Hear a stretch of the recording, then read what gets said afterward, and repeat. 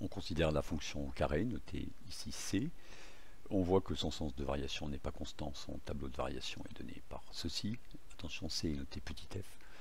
Donc, si on prend deux nombres A et B quelconques, avec A inférieur à B, on ne peut pas dire a priori si on a ceci, A2 plus petit, ou A2 plus grand que B2. Il faut considérer deux cas. D'abord, si A et B sont tous les deux positifs, voilà, c'est ce qu'on va faire en premier. On voit qu'alors on aura A2 plus petit que B2. Hein, on devrait arriver à ça. Et dans l'autre cas, qu'on fera ensuite, si A et B sont tous les deux négatifs. Et on arrivera à l'autre conclusion. Alors, d'abord, A inférieur à B, si on enlève B dans chaque membre, on obtient A moins B négatif. Ensuite, si A et B sont positifs, leur somme est strictement positive ici. Hein. Et du coup, le produit A plus B fois A moins B, c'est le produit d'un nombre strictement positif par un nombre strictement négatif. Donc il est strictement négatif. Mais c'est une identité remarquable qu'on connaît. Hein.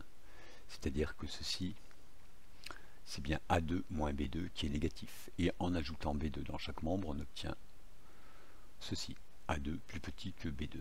Ce qu'on voit, c'est-à-dire qu'on a démontré ici que la fonction carré est croissante sur l'intervalle 0 plus l'infini, qu'on note R+.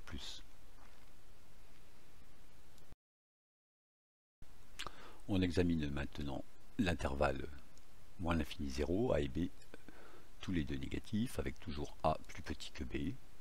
Voilà, sur le dessin, on aura ceci, et on voit qu'on va montrer que A2 est plus grand que B2.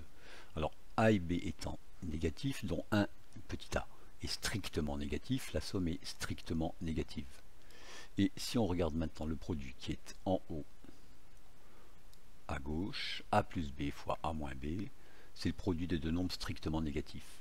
Donc c'est un nombre qui est strictement positif. Alors on a la même identité remarquable que précédemment, hein, c'est-à-dire qu'on a A2 moins B2 ici qui est strictement positif. On ajoute B2 à chaque membre et on obtient B2 inférieur à A2. C'est-à-dire qu'on a démontré ici que la fonction carré est décroissante sur l'intervalle moins l'infini 0.